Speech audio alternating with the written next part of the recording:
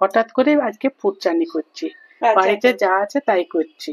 হ্যাঁ, আমসত্ত্ব, কমলা লেবু, আনারস এইগুলো নেই, তাছাড়া করছি যা আছে তাই দিয়ে। আম আছে, খেজুর আছে।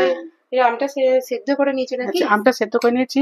আপেল, আঙুর, বেদানা, খেজুর, কাজু, কিশমিশ এইগুলো আছে। আর কমলা লেবু, আনারসটা থাকলে, আমসত্ত্বটা থাকলে আর একটু ভালো হতো। ঠিক আছে, যেগুলো আছে সেই পদ্ধতি সবটা দেয় না, সবসময় টক টক জিনিসটা থাকলে ভালো হতো।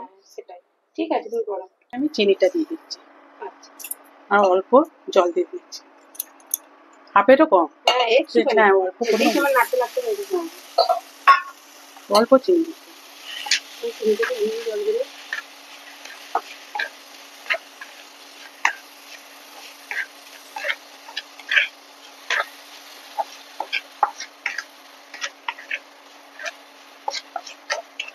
চিনিটা বেশ জল জল হয়ে গেছে। দেখো অল্প জলেতেই চিনি থেকে জল বেরিয়ে গেলে না, চিনিটা একটা রস আছে না, রস আছে। লেবুর রসটা দিচ্ছি অল্প, আম আছে টেস্ট হওয়ার জন্য লেবুর রসটা দিচ্ছি। এটা মিষ্টি মিষ্টি সব জিনিস থাকে। হ্যাঁ, মিষ্টি মিষ্টি। কমলা লেবু, আনারসটা থাকলে একটু বেশি লেবুর রস থাকবে। আমটা দিয়ে দিচ্ছি।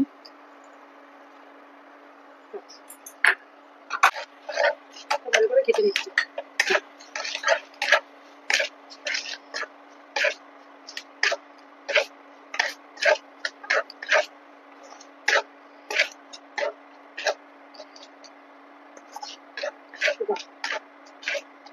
অল্প একটু নুন দিয়ে দিচ্ছি, টেস্টে ব্যালেন্স। হ্যাঁ, টেস্টে ব্যালেন্স।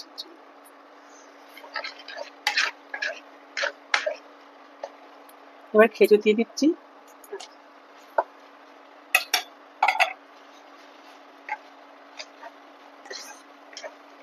ভালো করে মিক্স করে নিতে হবে না?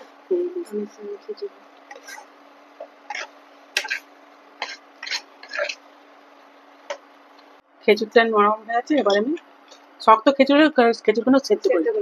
এটা নরম খেজুর ছিল বলে সেদ্ধ।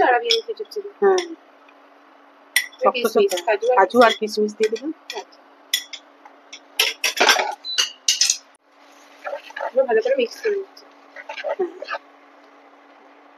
আমটা গেছে বলে এই কালারটা বেশ ভালো এসেছে।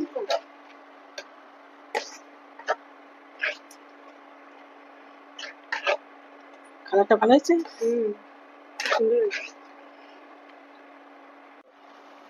একটু অল্প জল দিয়ে দিয়েছিলাম, কেন শুকনো হয়ে যাচ্ছিল, টেনে নিচ্ছিল, ফলগুলো তো পড়বে ওই জন্য। আপেল দিয়ে দিচ্ছি। আপেল দিলাম, আঙুর দিলাম, অল্প একটু লাস্টে রাখবে, একটু গার্নিশিং এ দেবো। আচ্ছা, ব্যাস ভালো করে মিক্স করে নিতে হবে। হয়ে গেল আমাদের ফ্রুট চাটনি। বলো, তুমি কেমন করে বলো একটা। আমাদের হয়ে গেল আজকে ফ্রুট চাটনি। বর্ধমান চলে যাওয়ার আগে করে দিয়ে চলে যাচ্ছে, আবার মনিমা আসবে। এবার পোস্টটা চেঞ্জ হবে।